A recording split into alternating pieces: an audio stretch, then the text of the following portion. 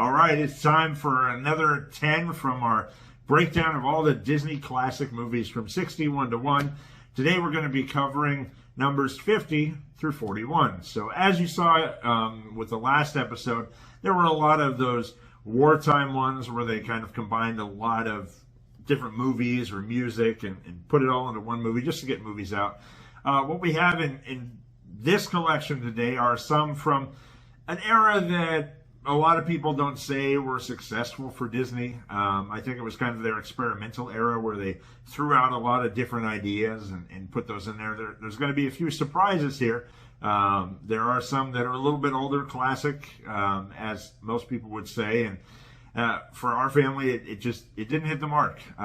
They do have some memorable songs, but it's just not memorable enough to put it higher up on the list to pass some of those other really awesome movies that we're going to go ahead and see.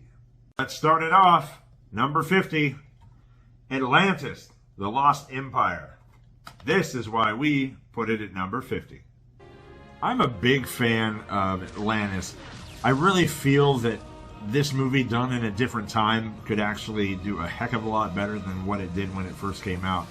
But it has everything you want. It has, questions about history. We all have heard of the tales of Atlantis. It fell into the ocean, and where is it? There are still people to this day that are hunting for it. And I think there's a lot there that they delved into. You had a historian kind of saying, hey, I think I know the way there. You have these special group of people that are willing to finance it. They say, hey, here's the relic that you've been looking for. We need you to kind of lead the way to Atlantis. And I really feel that, Disney kind of dropped the ball on this one. This could have been a whole entire franchise that they went with. This could be things that they put into Magic Kingdom or Disneyland. There was a lot that could go on here, but I love the story. I loved the Leviathan that they see in the ocean, because that thing was like robotic and scary. I love how the Atlanteans play their part, and how Milo looks to them and is trying to help them out after he discovers what they're really all about. But it overall was a great story. I just wish it would have done better than what it did at the box office. So that's why it ranks where it ranks on our list. Coming in at number 49, Treasure Planet. This is why we put it at number 49. Treasure Planet is one of those that was adapted from a book based on Treasure Island. And I think they did it justice. I really enjoyed the movie a lot. I love Jim Hawkins as the protagonist, and I love how they made Long John Silver a android, and instead of having to be on the high seas, they made it into outer space. I think it was done really well. There wasn't a lot of fanfare. I think there's really only one major song in this one. It's done by Johnny Resnick of the Goo Goo Dolls. But it's catchy. I enjoyed the film. I thought the scenery was really well done. I thought it was animated beautifully. I enjoyed the story of a kid wanting more out of his life than what he had, and questioning everything, finding a robot sidekick, and trying to decide, is Long John Silver a good guy, a bad guy? It's one of those roles where you're constantly questioning, what's going to happen. But for those of you that know the Treasure Island story, Treasure Planet is pretty easy to kind of pick apart. Like I said, I enjoyed it.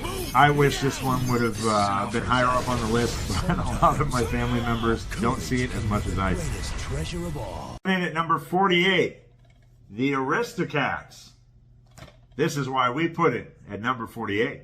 Now, what Disney did a lot ever since they had Bambi was they wanted to make sure that they had animals as the main characters. And Aristocats kind of regurgitates a lot of different movies that they've had. You have 101 Dalmatians basically doing the same thing. The animals are stolen. We've got to go save them. And all the exploits of what it is. I think where the Aristocats kind of fails on that point is when you have a villain like Cruella de Vil with the 101 Dalmatians. That's epic. You go to Disney World and you see Cruella de Vil, Halloween, like the Halloween nights that they have. She comes out and you want to see her. No one's going to see the Butler because, the Butler did it. It's just what it is. Yeah, they have a catchy song with Everyone Wants to Be a Cat. And putting Phil Harris in another role, and hey, he was Blue the Bear, now he's Thomas O'Malley Cat. You know, I like the characters, I like the story good enough, but it just didn't set itself apart from the other ones. That's why it rates lower on our list than some others. Coming in at number 47, The Great Mouse Detective. This is why we put it at number 47. I'm going to be dating myself here for this one. This is one of the ones I remember actually going to the theater to see. The Great Mouse Detective is based on Sherlock Holmes. I really enjoyed it. I love Sherlock Holmes. I was a fan of mystery and kind of figuring out puzzles when I was a small child, and this was right up my alley. I think from this movie is where I actually had the love of Basset Hounds. With Toby, I said, wow, you know, that dog was really cool, and that's why I have Ginger now. This story has Basil, it has Ratigan, which is one of the coolest villains. The song with Ratigan is still super catchy. You hear it stuck in your head for a while. But just seeing, you know, Sherlock Holmes do his kind of thing with this is a lot of fun. There's a lot of gags, a lot of capers, and it was just enjoyable all around. I thought the movie was really great. I thought it did justice to Sherlock Holmes, but it didn't have enough songs, and I think that's why it is put where it is on our list. Coming in at 46, Oliver and Company. This is why we chose it as number 46.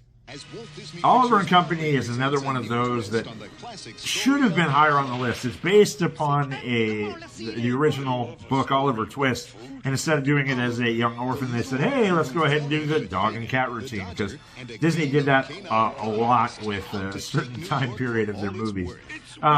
It was fine enough. It had great music. Don't get me wrong. Its music was super catchy.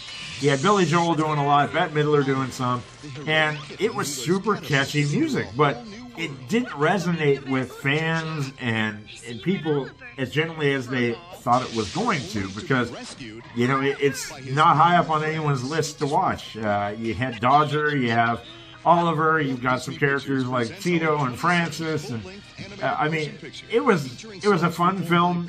It kind of had all the same premise, but again, I think you just have generic villain. You know, you have your creepy villain guy that's got mean dogs, that is in a vehicle, and I think they could have done the villain a little bit better. I think they could have, you know, retweaked the story a little bit more to really make this something that it wasn't. Because unfortunately, I know around the same time this was coming out, Newsies was coming out, and I think Newsies kind of outshadowed it, really. Number 45. The Emperor's New Groove.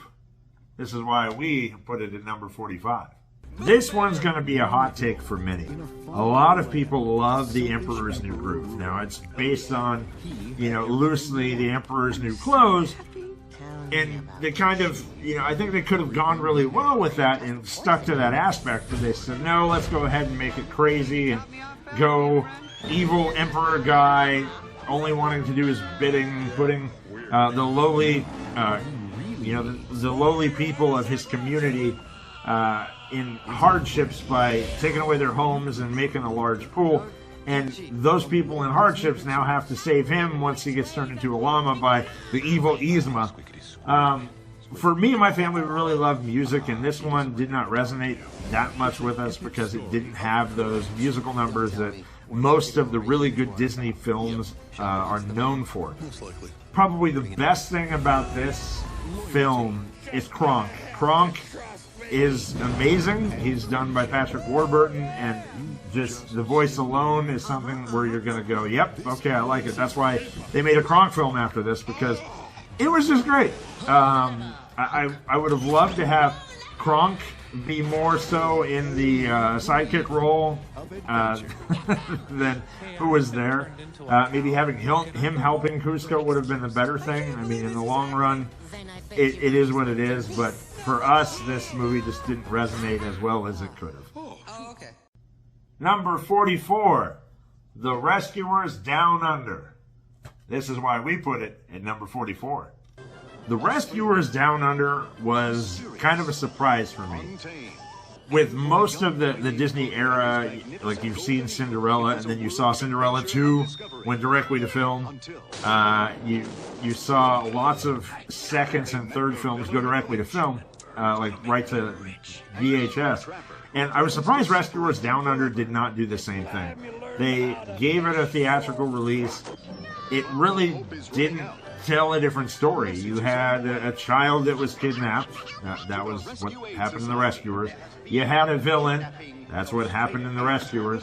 And you have the Rescuers go ahead and go where they're supposed to go and figure out a way to save the child. So to me, it didn't tell a different story. And usually when you do a second or a third film, you have to continue the story, not just regurgitate the same thing over and over again with different characters.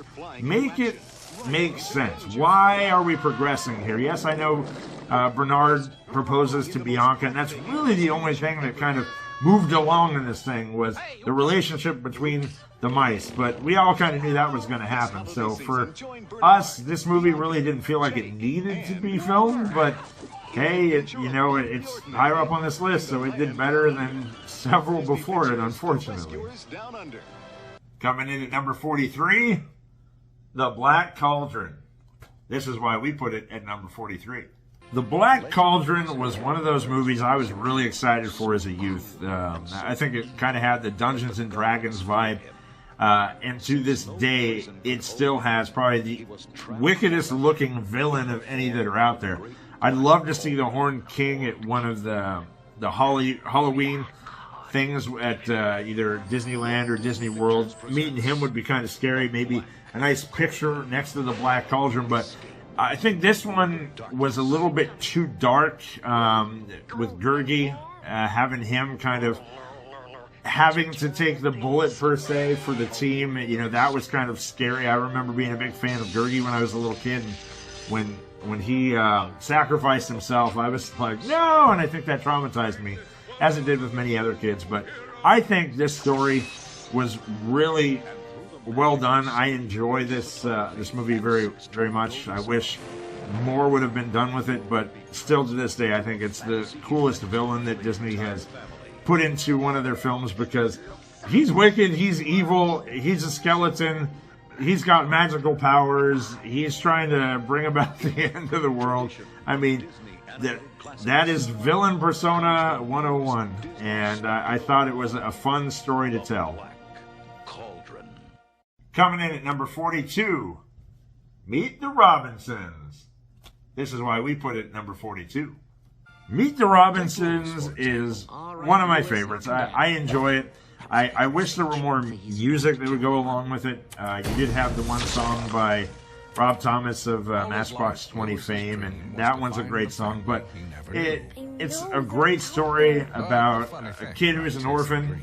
This is, I think they could have done Oliver and Company kind of this way, but a kid who is an orphan trying to find out why, he's very, very smart. He figures out by having this person just appear out of nowhere and bring him to the future that, wow, the future has a lot to look forward to.